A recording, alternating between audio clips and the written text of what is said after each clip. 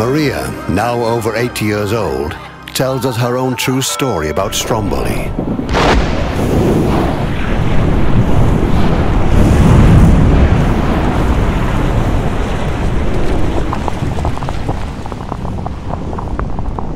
Normally, this active volcano stays a moderate monster. But for many people, it was the last thing they saw in their life. And that included Maria's grandfather.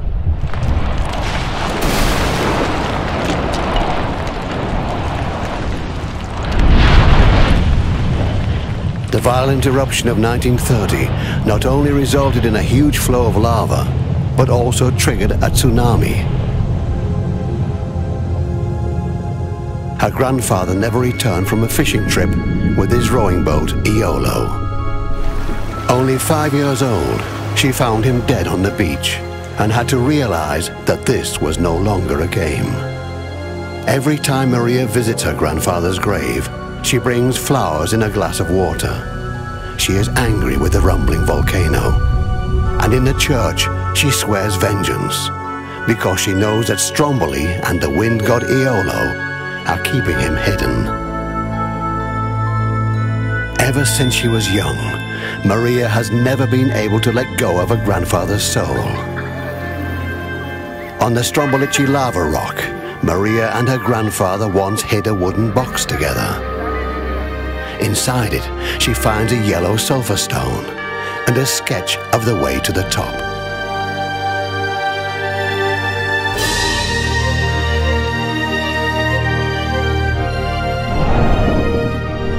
Grandfather's soul calls her up the mountain.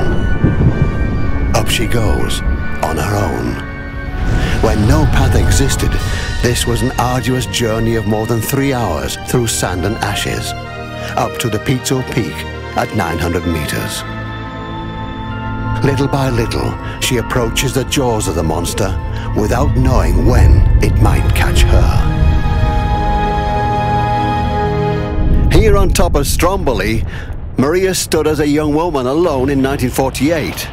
Face to face with the unspeakable force that shows what nature is capable of, Maria spent the night on the mountain, at the place where nature exhorts to humility.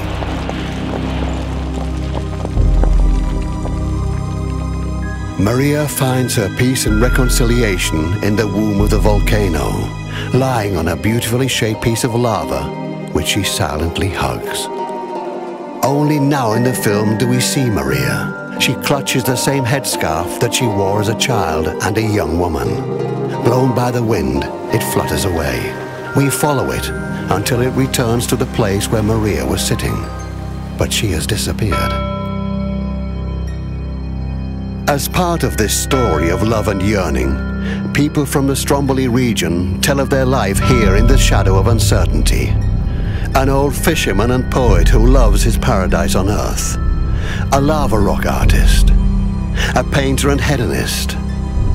A volcanologist who talks about this place of pilgrimage for volcano researchers, where Stromboli is a patient, wired and tubed, like in a hospital.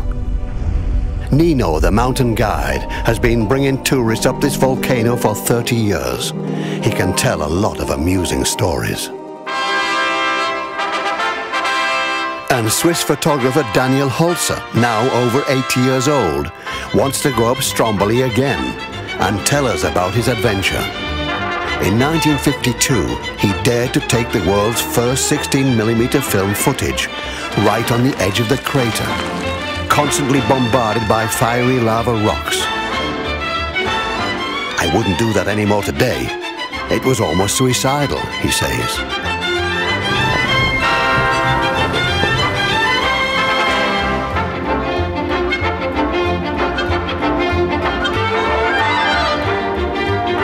This film is made using a fully stabilized 3D camera drone, which for the first time enables breathtaking shots of the crater and eruptions. We first carried out test flights with a small 2D camera drone to see how it stood up to the explosions and heat in the crater.